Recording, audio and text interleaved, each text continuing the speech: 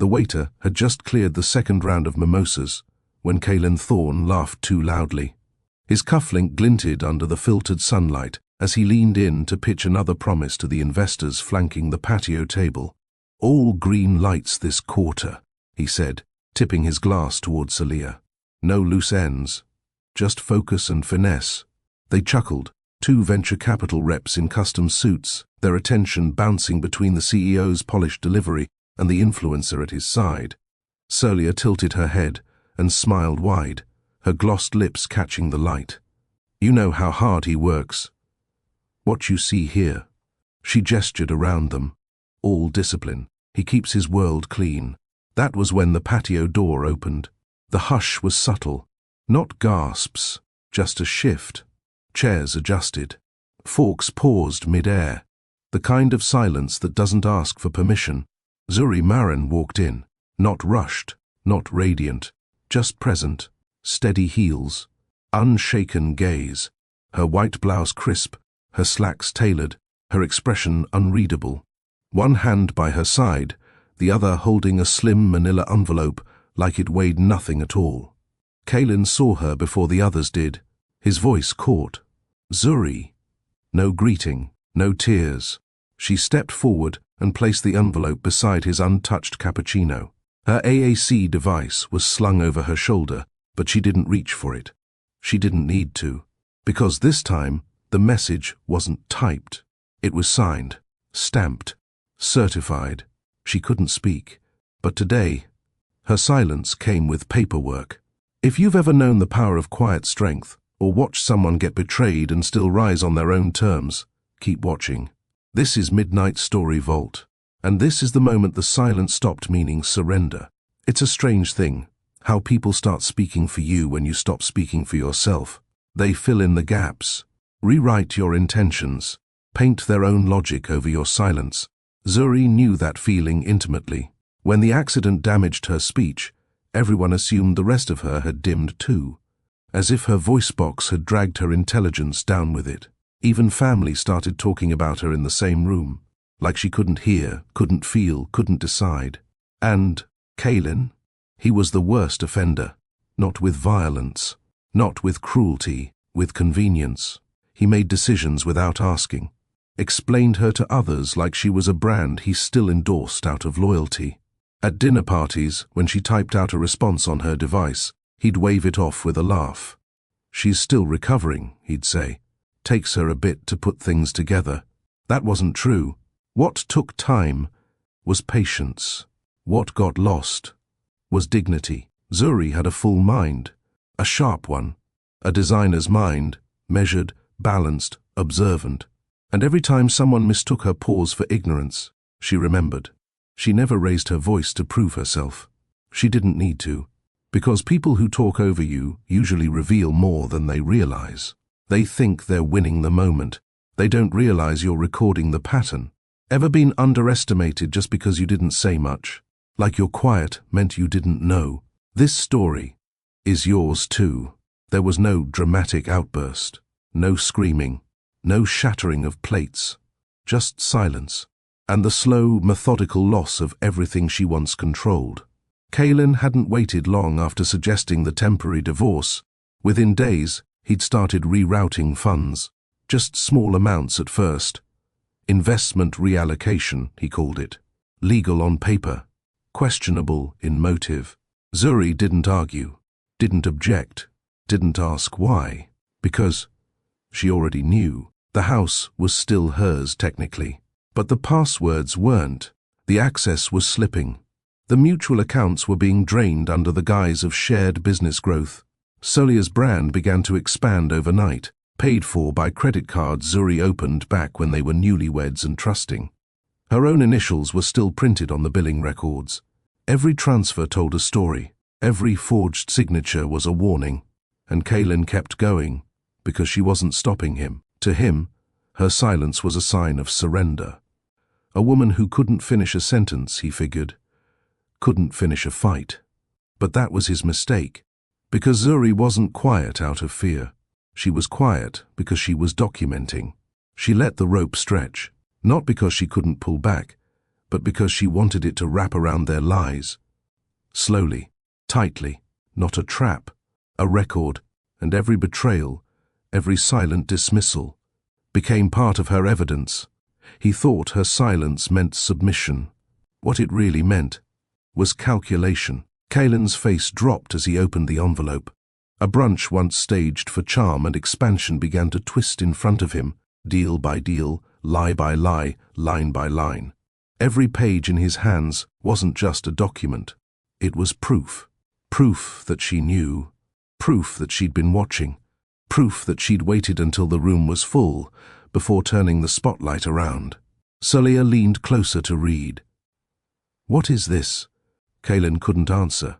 Not with investors staring. Not with silence crashing louder than applause. Zuri didn't raise her device, didn't type out a monologue.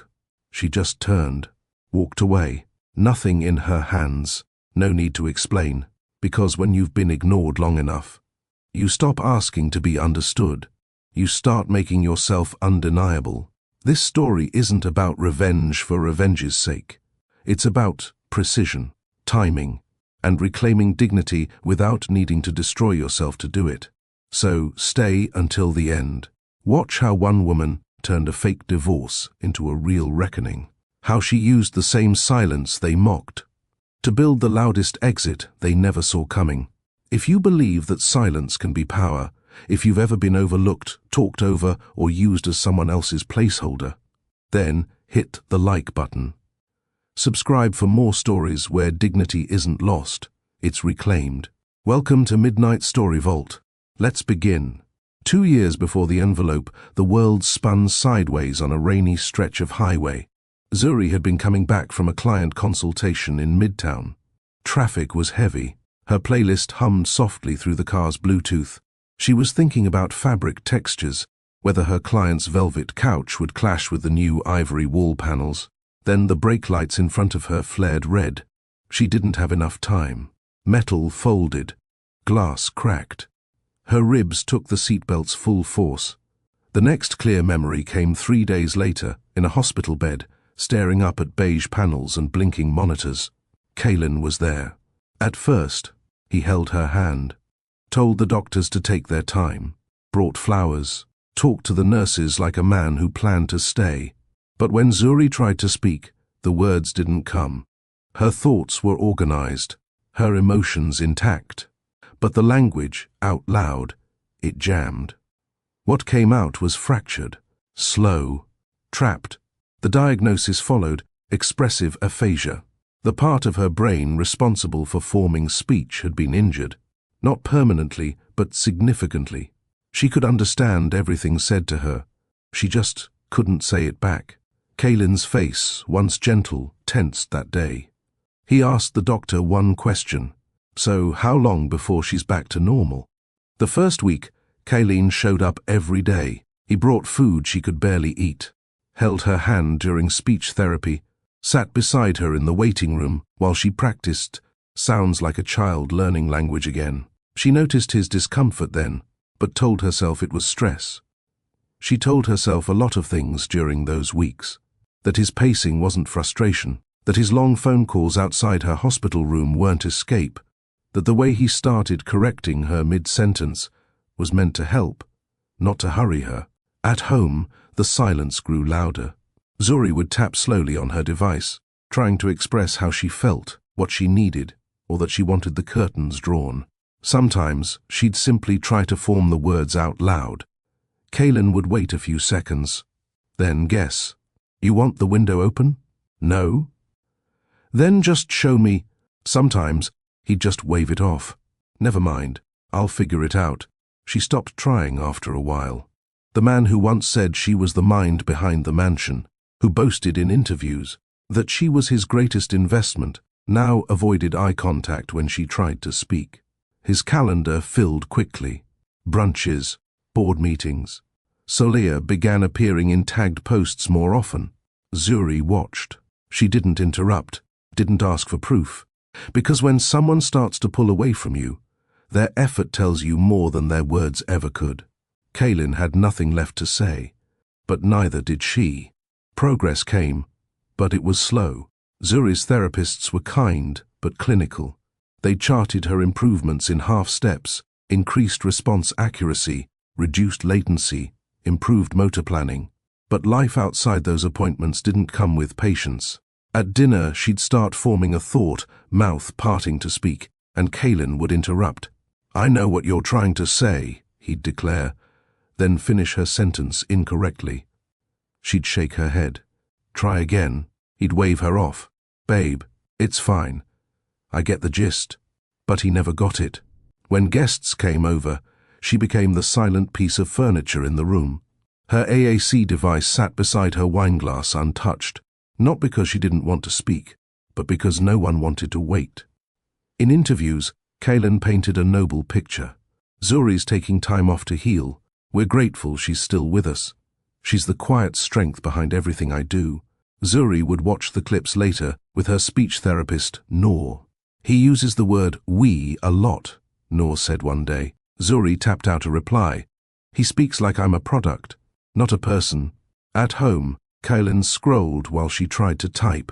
He muted the television when she struggled to form a sentence, not to help, but because her voice made the room feel awkward. She started writing notes instead, leaving post-its, sending emails, short phrases. Sometimes they went unread, other times misinterpreted. No matter how she tried to say it, the message got lost. Because the hardest part of expressive aphasia wasn't forming the words. It was realizing no one wanted to wait long enough to hear them. Zuri didn't disappear all at once. It happened in small erasures. Her seat at the table shifted. Her opinion stopped being requested. Her presence became assumed rather than acknowledged. Kaylin still introduced her as his wife, but the word carried less weight each time he said it. At events, he'd place a hand on her back and steer her gently, like guidance, not partnership. Conversations flowed around her. When someone addressed her directly, Kaylin answered first. "She's tired today. She's still processing. She doesn't really want to get into it." Zuri stood there, fully aware, fully capable of understanding every word said about her, but unseen. At night, lying beside him, she wondered when exactly she had stopped being someone he spoke with and started being someone he spoke for. The loss wasn't only emotional, it was psychological. Studies show that when people with communication challenges are consistently interrupted or dismissed, they may withdraw even more, not because they lack ability, but because the environment stops rewarding effort. Zuri felt that truth settle into her bones. So, she pulled inward, not to disappear, but to survive. She stopped correcting him, stopped insisting, stopped asking for space that was no longer offered willingly. And Kaylin mistook that withdrawal for acceptance. He didn't realize that invisibility sharpens awareness, that when someone stops fighting to be heard, they start listening instead. And Zuri, she was listening to everything. There was no snowfall that year, just sleet, the kind that stuck to sidewalks and clung to windows without ever looking beautiful. Inside the house, the tree was trimmed with gold ornaments, flickering lights, and a scent that was more expensive than nostalgic. Their penthouse had always been curated for aesthetics, not comfort. This year, it felt emptier than ever. Zuri sat quietly near the fireplace, her tablet on her lap, eyes drifting over a children's choir playing softly on the mounted TV. She had spent most of the morning alone. Kaylin arrived just after noon, brushing snow from his jacket. No gifts in hand, no warm greeting, just tension. He poured himself a drink before even taking off his coat, then walked to the living room with a strange kind of casual determination. "I've been thinking," he said, as if continuing a conversation they'd never started. Zuri looked up, her fingers lightly grazing the edge of her AAC device. Kaylin didn't wait for her to respond. "I think we need to take the pressure off, both of us," he continued, eyes fixed on the tree. "Just something temporary. A reset for optics." He paused, then pulled a small envelope from his inner jacket pocket and placed it gently on the coffee table. "Nothing changes, really," he added quickly. "We'd still live here, still be together. But legally, I'd be single on paper, for a while. It's just easier, Zuri, cleaner, The word choice wasn't lost on her. Cleaner, like she was a mess being covered. His voice softened. You don't have to worry. I'll handle everything. You're still protected, still loved. This isn't about us. It's just timing. Image. She stared at him, eyes steady. The lights from the tree blinked across the table, dancing off the envelope. Kaelin smiled, like he'd just given her a gift. Merry Christmas, he said, lifting his glass. She didn't move, because this wasn't Christmas. It was consent wrapped in coercion. Kaelin sat across from her now, leaning slightly forward like he was trying to sell a vision. You know how the press gets, he said, swirling the ice in his glass. They've already speculated about your health. I've been protecting your privacy, but with Solia becoming more public-facing, it just complicates things. He studied her expression, but she gave him nothing. It's just for optics, Zuri. It doesn't mean anything real. You'll still be my wife, just not on paper. She blinked slowly. Those words, just not on paper, landed with a dull thud inside her chest. She wasn't naive. She knew what temporary legal changes could become when one party held more power, more lawyers, and more comfort navigating ambiguity. Kaelin offered a small smile, like reassurance was a currency he could give at will. You're still the love of my life, he added, reaching out as if to hold her hand, but stopping short when she didn't reach back. And you'll be taken care of. I've already made arrangements to keep your accounts funded. You won't even feel the difference. The way he said it, it was as if her role had shifted from partner to dependent, from equal to manageable. She reached slowly for her device, typed with deliberate steadiness, and let the robotic voice fill the space between them. You want to look single. Kaelin laughed, quickly, nervously. No, it's not like that. It's branding. Solia's reach is strong with Gen Z markets. Her image helps keep certain deals fluid. It's business. That's all. Zuri looked at him, letting the silence sit. Because there it was. It wasn't about love anymore. Not even about care. It was strategy. Optics. A choice that served him and silenced her. What he was offering wasn't protection. It was containment. And when someone tells you, you'll still be my wife, just not on paper, what they mean is, I want the freedom to leave, without the guilt of actually doing it. Zuri didn't answer right away, not because she was confused, not because she agreed, but because she understood something Kaelin didn't. People reveal their true intentions when they believe you have no leverage. She looked at the envelope on the table. 2 pages. Simple language. Temporary terms. A signature line already highlighted. Kaelin watched her closely, mistaking her stillness for hesitation. He leaned back, relieved. Take your time, he said, already confident in the outcome. There's no rush. She nodded once. A small movement, almost unnoticeable. To him, it meant consent. Inside her, something settled, not shattered. It's a common misconception that silence equals defeat. In reality, silence often signals a shift from reaction to strategy, especially in situations where one person holds emotional, financial, or communicative power over the other. Zuri had learned this in therapy. When speech is limited, intention becomes everything. She didn't argue because arguments require mutual respect. She didn't protest because protests need an audience that listens. Instead, she observed. She noticed how quickly Kaelin relaxed once she stopped typing, how his shoulders dropped when he assumed the decision was made, how certainty returned to his voice the moment he believed he was in control again. That was the moment she understood the imbalance clearly, and clarity brings calm. Zuri didn't cry that night. She didn't retreat to the bedroom or reach for comfort that no longer existed. She sat in the living room long after Kaelin went to bed, scrolling through shared documents, saved emails, old contracts from the early years of their marriage. She began making notes, not emotional ones, practical ones, dates, access points, patterns. Because when someone assumes your quiet means compliance, they stop hiding their behavior. They stop editing themselves. They start showing you everything. Zuri wasn't giving up her voice. She was conserving it. And in that quiet decision, made on a Christmas night meant for warmth, she chose not to fight the moment. She chose to outlast it. The first time Celia walked into the penthouse, she acted like she'd been there before. Her heels clacked confidently against the marble. She held her phone up for a video loop, muted of course, her smile perfectly angled toward the light pouring through the floor-to-ceiling windows.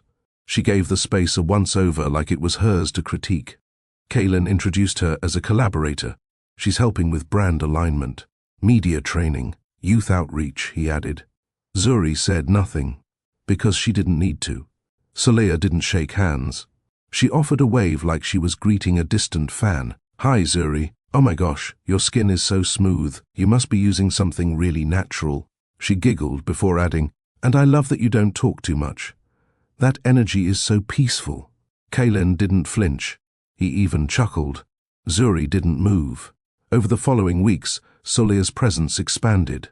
Her things began to accidentally stay behind. A pink scarf on the hallway bench, a serum bottle in the guest bathroom, an iced coffee cup left on the kitchen island, with a lipstick rim still visible. She made comments too.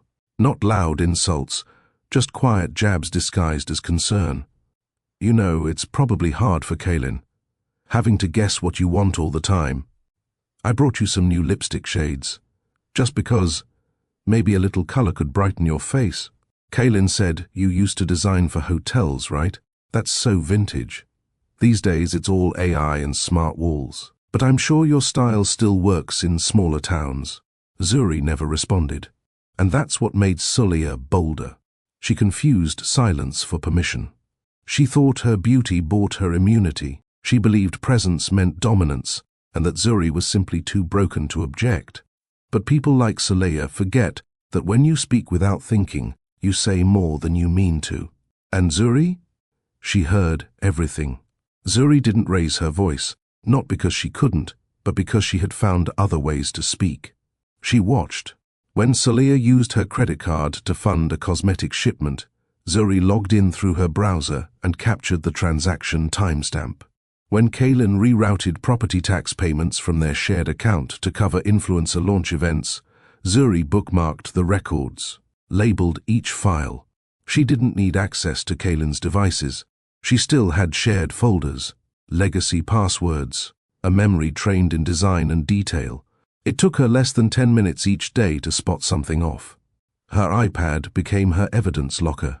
Her Google Drive was neatly organized by type, unauthorized transactions, fraudulent signatures, brand launch expenses funded by joint account.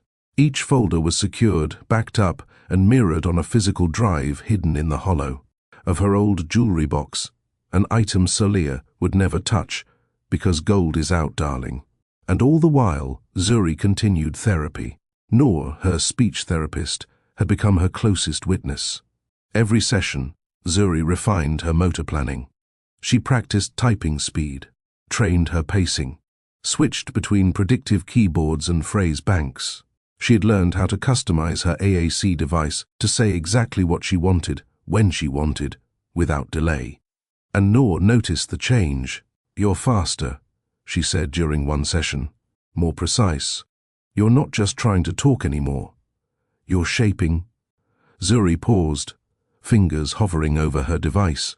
Then typed, he thinks I'm still recovering. I'm not. Noor didn't push. She simply nodded, then slid a stylus across the table.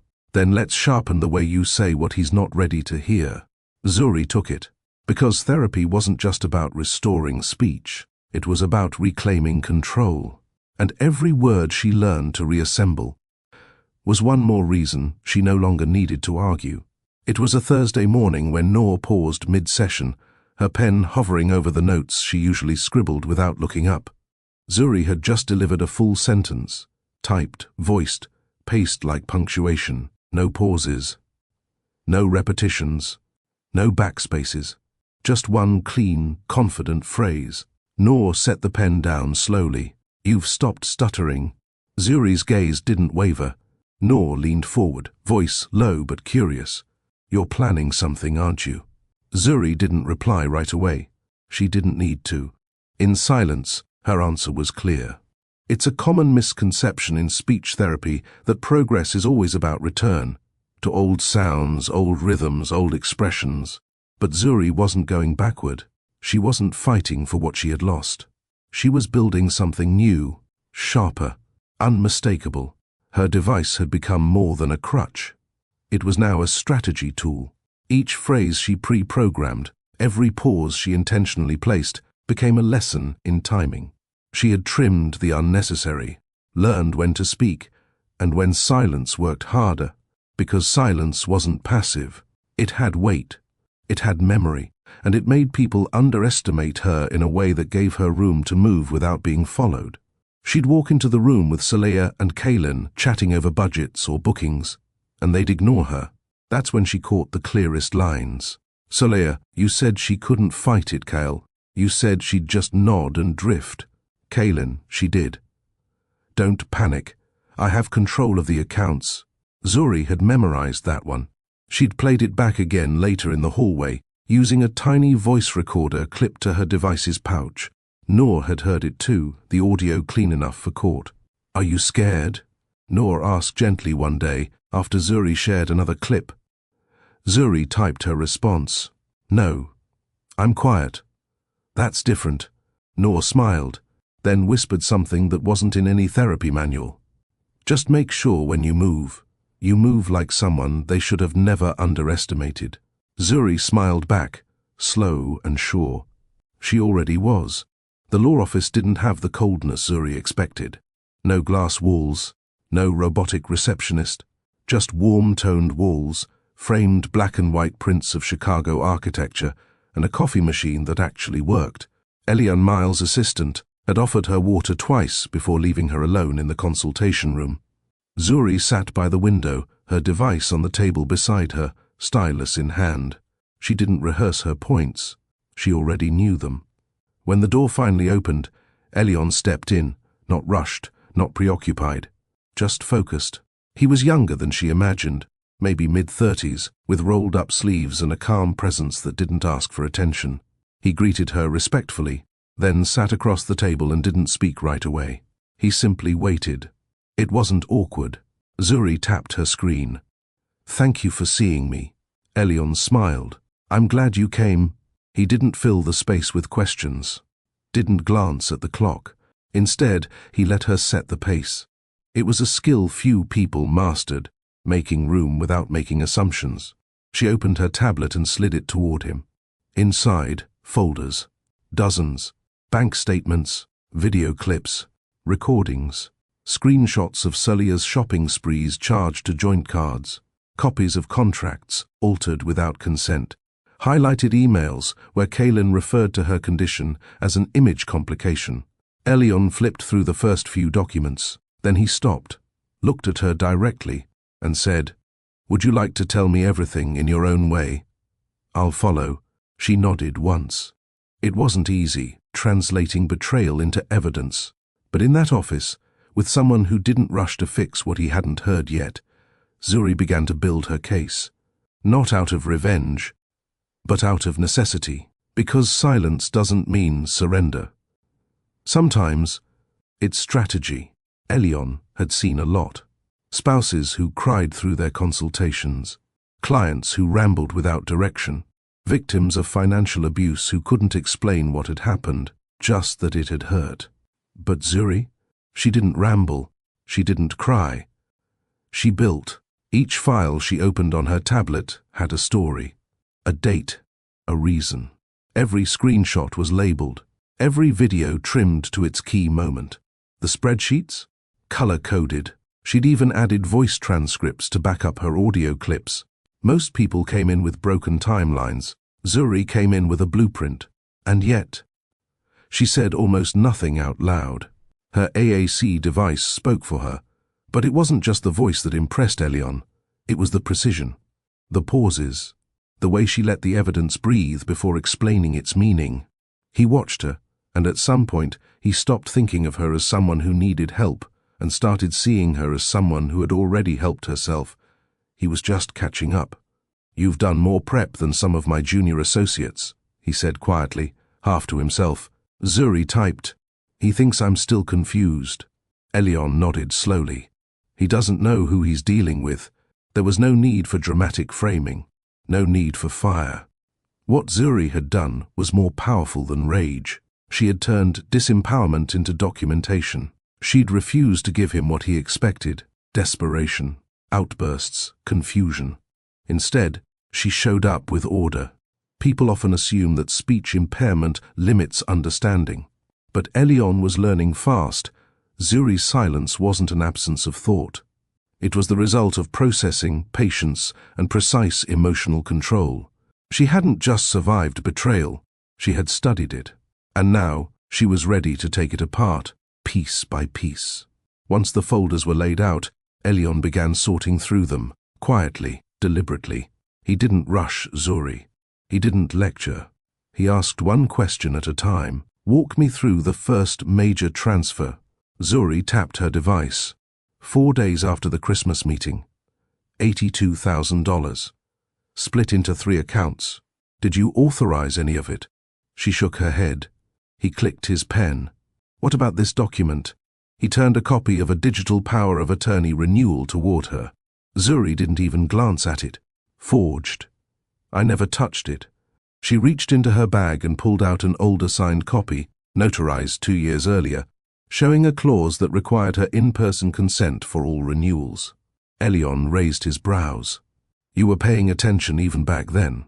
Zuri didn't smile. She just typed, "He's always played with paperwork. He never expected me to read it." And so the list began. Asset misappropriation, personal purchases charged to a joint business card, signature mismatches on 2 contracts. One instance of sole signing in Zuri's name during a design vendor meeting, captured by security footage Zuri had quietly requested from the venue weeks later. Elion's notes filled a page and a half. Then came the key question. "Zuri, this looks like coercion, but to make that stick, we have to show intent. Can we prove he manipulated your condition to push the agreement?" She tapped again. "I have him on video saying, 'You don't need to think about it, I'll handle it. You trust me, right?'"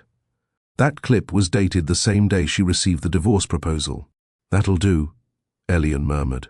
"That's more than optics. That's leverage. Because under the law, temporary doesn't mean harmless. And silence, when manipulated for personal gain, can turn into legal grounds for fraud." This wasn't about revenge anymore. It was about making sure that what happened in private wouldn't get erased in public. Zuri didn't need to scream for justice. She just needed her paperwork in order. Kaylin always knew how to host an audience. The private rooftop restaurant had been rented out for the brunch. Tables dressed in neutral tones, champagne on chill, linen napkins folded with care. The view was curated for photo ops, skyline backdrop, strategic greenery, and just enough sun for filters to do their work. 2 venture investors were already seated when Kaylin arrived, flanked by Solia, who greeted them like a celebrity arriving for a casual endorsement deal. She wore pale blue, trendy, soft, calculated to complement Kaylin's grey suit. Her smile didn't stretch too wide. She'd practiced that. "Before we begin," Kaylin said, raising his glass halfway, "I just want to thank you both for coming out today. As we prepare to close the next phase of funding, we've been intentional about aligning public image with private clarity." The investors nodded, already impressed with the language. He went on, "This year is about refinement, consistency, and above all, transparency. I've been making some personal decisions to make sure my brand reflects what I build, stability." Solia beamed at that. She placed a manicured hand on his forearm, giggling just under her breath. Kaylin didn't mind the display. It suited the moment. He could see the investors responding, leaning in, relaxed, already envisioning pitch decks and brand campaigns. One of them raised a brow. "And your wife? She's still involved?" Kaylin gave a polished chuckle. "Of course. Zuri and I have worked through the formalities. Everything's clear now. No confusion, no liabilities. We're aligned." Celia nodded along, eyes on the horizon like she was already dreaming in press headlines. She had no idea how close they were to the edge, because while they toasted to appearances, the one person they thought they'd erased from the room was already on her way up, with everything they didn't want seen in her hands. The sound of the elevator arriving didn't register with anyone at the table. Kaylin was still speaking, something about market trust, investor confidence, how clarity in personal matters ensured predictability in business. The words had that corporate gloss he'd mastered over the years. But as the elevator door opened onto the rooftop, something shifted. One of the investors paused mid-sip. Kaylin followed his gaze, and for the first time that morning, his voice caught. Zuri was standing at the edge of the space, still as stone. She didn't rush. She didn't hesitate. Her outfit was simple, an ivory blouse, dark slacks, no visible makeup, but her presence stopped time. Her posture was upright, shoulders back, head held high. Her AAC device rested securely by her side. And in her right hand, a manila envelope. Sullia's eyes narrowed. What's she doing here? Kaylin stood, confused but trying to stay composed. Zuri, we talked about this, remember? Everything's handled. She didn't answer. She walked to the table, set the envelope down beside Kaylin's untouched second glass of champagne, and took one step back. Kaylin looked at it like it might explode. Zuri. His voice dipped, softer now. What is this? She didn't reach for her device. She didn't need to. Because this time, her statement was not vocal. It was legal. He opened the flap and pulled out the documents, his fingers tightening as he read the first page. Soleil leaned closer, trying to glance at the top sheet. Is that? Zuri didn't wait for their questions. She turned, slow, deliberate, and began walking away, never looking back. Not because she was above the moment, but because she had already won it. Kaylin's voice cracked behind her. Wait. Zuri. Wait. What is this? But silence was her final gift. She'd already spoken the loudest sentence of her life. On paper. Kaylin's eyes darted over the pages. At first he skimmed, looking for a misunderstanding, some small thing to discredit. Then he saw it. Finalized divorce decree, evidence of asset misuse, a pending fraud report, a notice of restraining order hearing each line chipped away at his poise. Soleil leaned in and snatched the top sheet. What the? This has my name on it. These are texts. My texts. Kaylin grabbed it back, flipping to the next page. The timestamps, the screenshots, the flagged financial logs. Even the invoice for a ring Soleil had told him not to itemize, charged to Zuri's business card. You said she didn't know, Soleil hissed. Kaylin stammered. She couldn't even speak. Investor 1 stood. Investor 2 picked up his napkin and set it slowly on the table. Soleil's voice rose. You promised she'd signed off on this. You told me everything was settled. Kaylin dropped the envelope like it burned. This wasn't how it was supposed to. This wasn't how you planned it, said Investor 1. But it looks like she planned just fine. Soleil pushed back her chair, furious. You let me walk into that house like I owned it. You let me treat her like a background prop. You told me. Kaylin slammed his hand on the table. Stop talking. Investor 2 pulled out his phone. We're going to need to reschedule.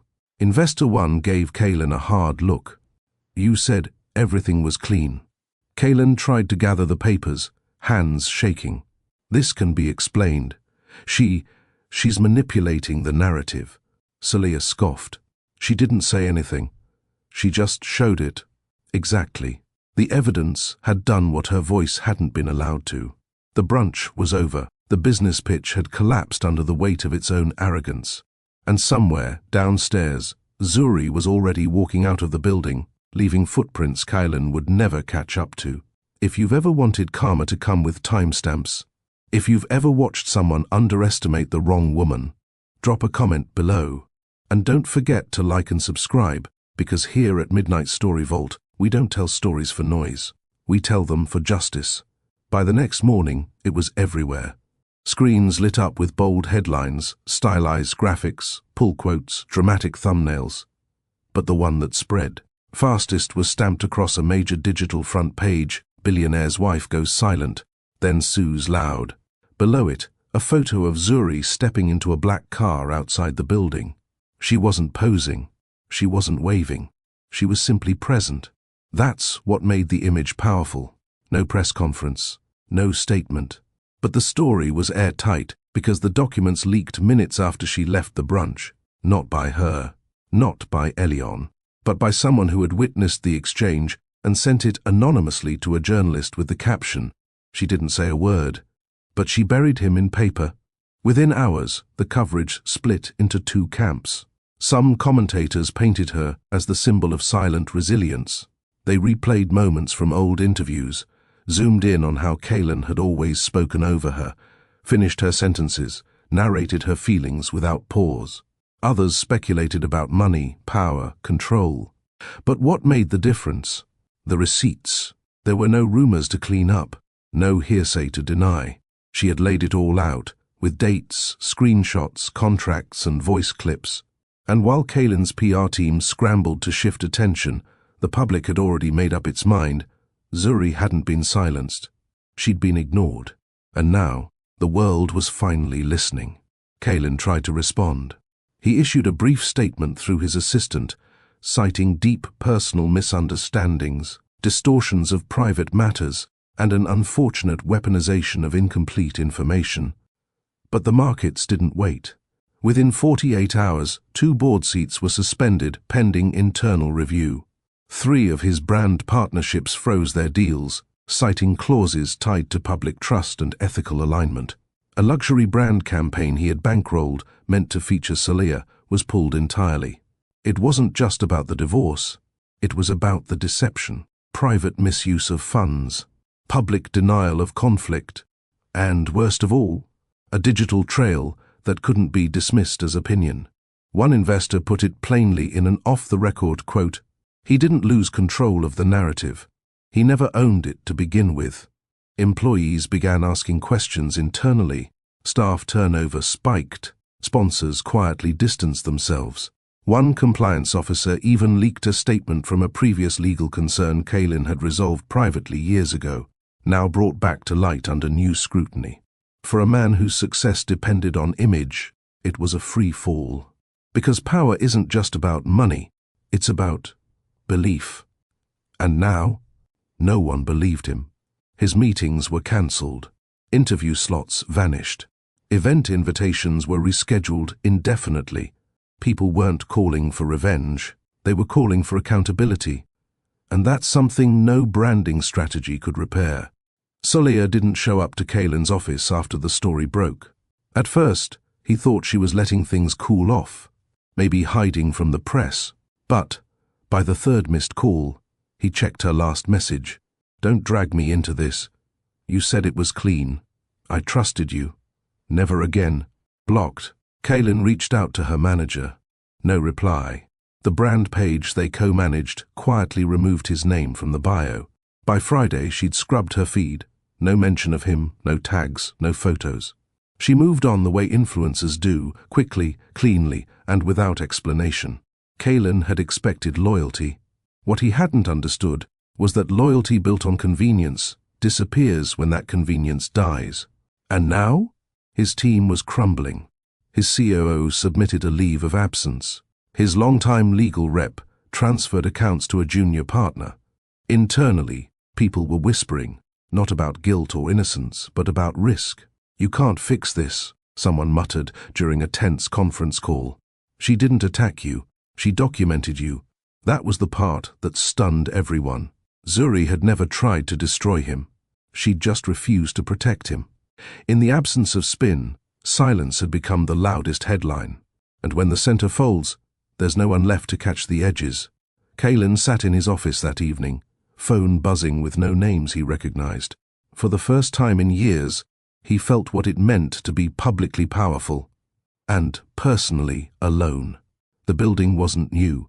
It had worn brick on one side and a front sign that still needed repainting.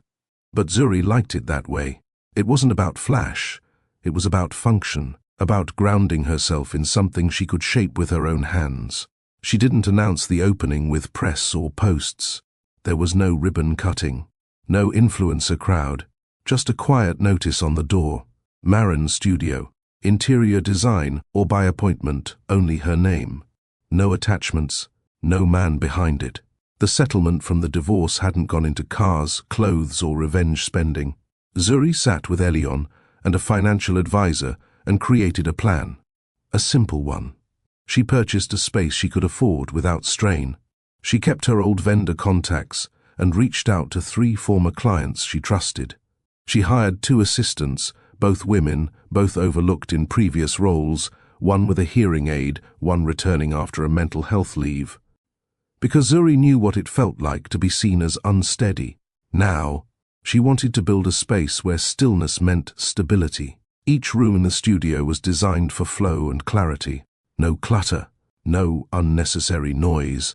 Her AAC device sat on her desk like a paperweight, visible, unapologetic. She used it when needed.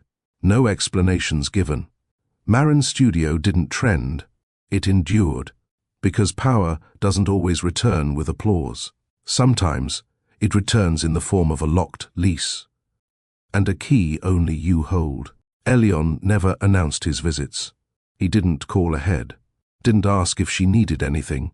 He just showed up, somewhere between 9:15 and 9:40, always with the same thing in hand, a cardboard drink tray, 2 cups. Still half almond milk, no syrup, right? He'd say, holding hers out.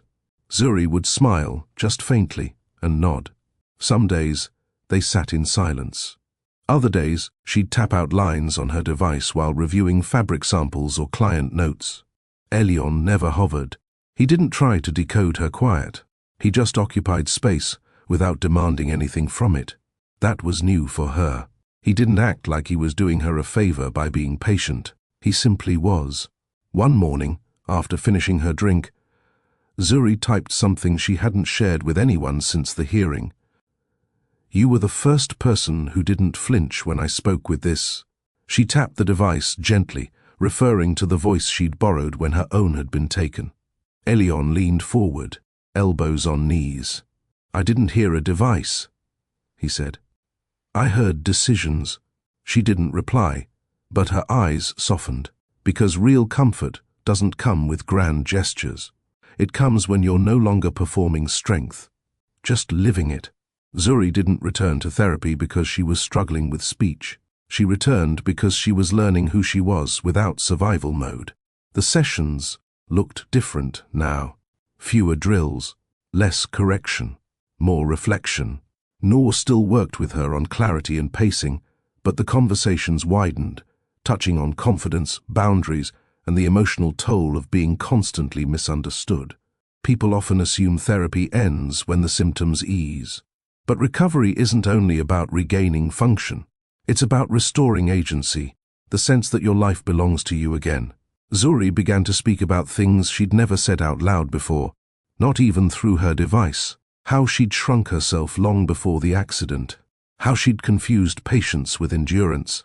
How silence had once been her armor, and later, her prison. Noor listened, letting the pauses stretch naturally. "You adapted to survive," Noor said gently one afternoon. "Now you get to choose who you become."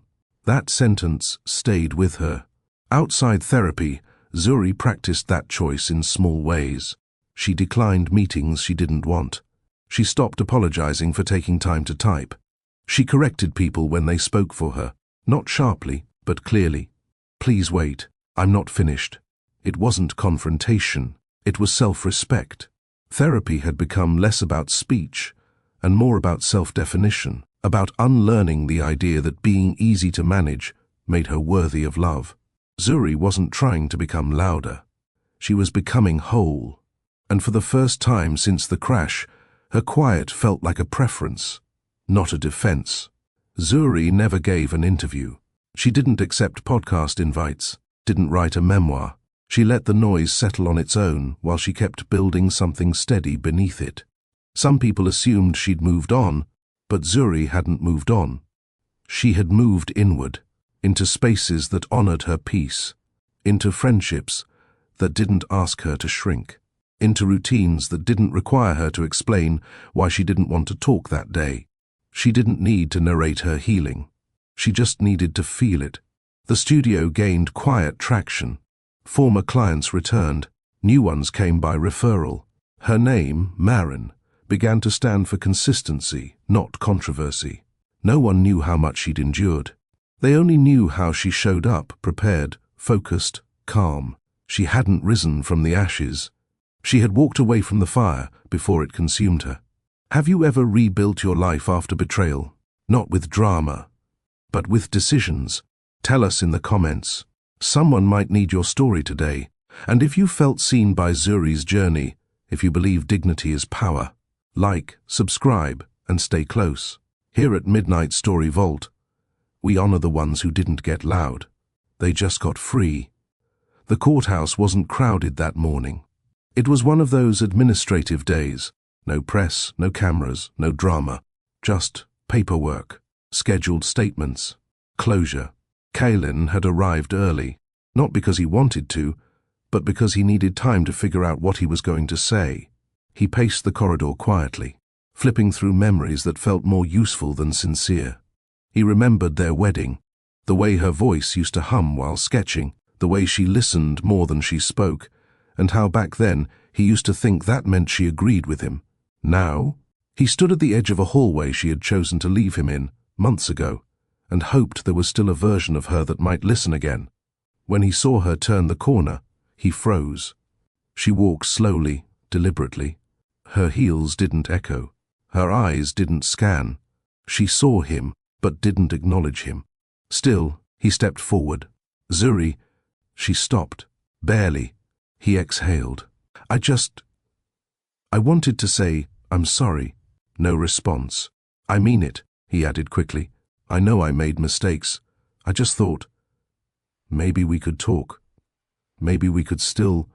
The sentence faded before it reached the end, because even he didn't believe it anymore. What he wanted wasn't forgiveness. It was familiarity. And the woman standing before him? She no longer lived in the version of the past he kept replaying. She stood in front of him, dressed in white. Not ivory, not beige. White. Clean. Deliberate. Undeniable. No frills. No accessories. Just fabric that moved with dignity, the same way she did.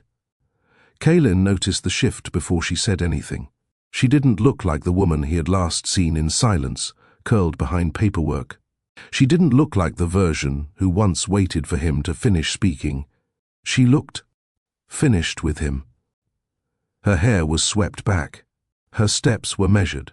Her eyes, soft but unwavering, didn't scan for a reaction. She was here to close, not converse, and her outfit said everything she didn't have to. People often talk about reclaiming power with words, but for Zuri, power returned in the form of posture, stillness, and presence.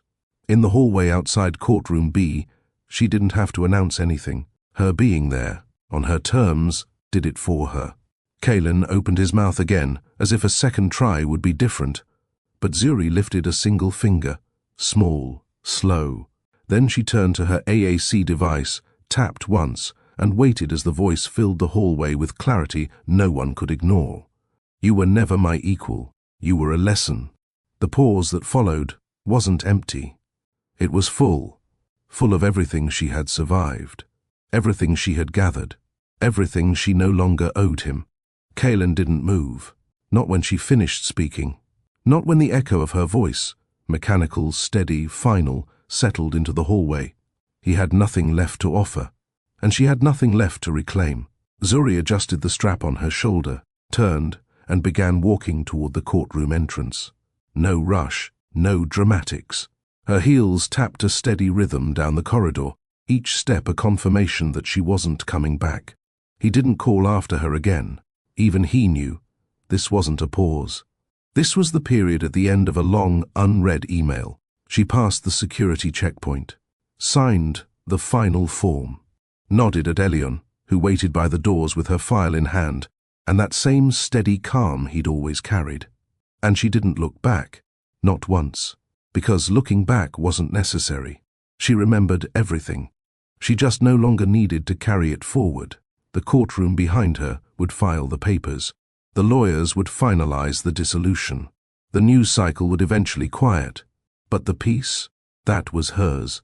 Not because she had won, but because she had chosen herself. in a world that once tried to speak over her at every turn. She didn't get the last word. She got the last choice. And sometimes, that's the only ending that matters. There are stories where people shout their way to freedom. This wasn't one of them. Zuri never raised her voice. She raised the bar. In a world where silence is often misread as weakness, she rewrote the rules. She didn't retaliate with chaos. She didn't compete with volume. She let her clarity speak when her voice could not, and that, more than anything, became her power. Because the truth is, not every storm has to be loud. Some arrive dressed in white. Some speak in documents, in dates, in unshakable facts. Some simply walk in, end the conversation, and walk back out. Zuri wasn't trying to be admired. She wasn't performing survival. She was just done waiting to be heard in rooms that only listen to noise. And now, she didn't need closure. She was the closure. Her story wasn't about revenge. It was about restoration. It was about watching someone take everything apart and then choosing not to take them with you when you rebuild. She didn't rise from the ashes. She walked away before the fire consumed her. Not because she didn't care, but because she finally understood that survival is not enough. You deserve to thrive, to speak, to be treated like your boundaries mean something. And Zuri? She made sure her silence was never confused again. Love shouldn't mute you. It shouldn't ask you to shrink so someone else can shine. It shouldn't make you smaller to fit an image. It shouldn't come with conditions that erase your name from the credits of your own life. If you have to disappear to keep the peace, it was never peace. Zuri learned that slowly, not in one big moment, but in 1,000 quiet ones. The ones where she watched someone talk over her, decide for her, dress up neglect as protection, package distance as leadership. And in those moments, she didn't scream. She listened. She studied. She recorded. Because some women don't scream. They let the silence do the talking. And that silence? It doesn't mean nothing's happening. It means everything is. It means she's measuring your words against your actions. It means she's giving you time to show who you are. It means she's creating a file, not for revenge, but for understanding. Until one day, she's done waiting. She's done repeating herself. She's done explaining why she deserved better in the first place. And she walks, not to be dramatic, but to be free. Zuri's story is a reminder that not every strong woman is loud. Some are strategic. Some are tired. Some are healing, and some are simply finished. So if you've ever felt unheard, if you've ever sat in silence, waiting for someone to see you, let this be a reminder. You don't need permission to leave. You just need clarity. Zuri never turned around, not in that hallway, not in court, not online. She walked forward and didn't explain herself. Because sometimes the most powerful thing you can do isn't prove someone wrong. It's prove yourself right, by living well, by choosing dignity, by never needing them to see your worth before you start treating yourself like you already have it. And now, we turn to you. Have you ever walked away quietly? Not because you were scared, but because you were done? Drop your story in the comments. Someone out there is standing where Zuri once stood, unsure if their silence means strength or surrender. Let them know. It can mean survival. It can mean strategy. It can mean the beginning of freedom. Leave a comment. Hit like if this story hit home. Subscribe to Midnight Story Vault for more true-to-life stories that speak volumes, even without a voice. And remember, you don't always have to fight to be heard. Sometimes, you just have to leave the room and close the door behind you.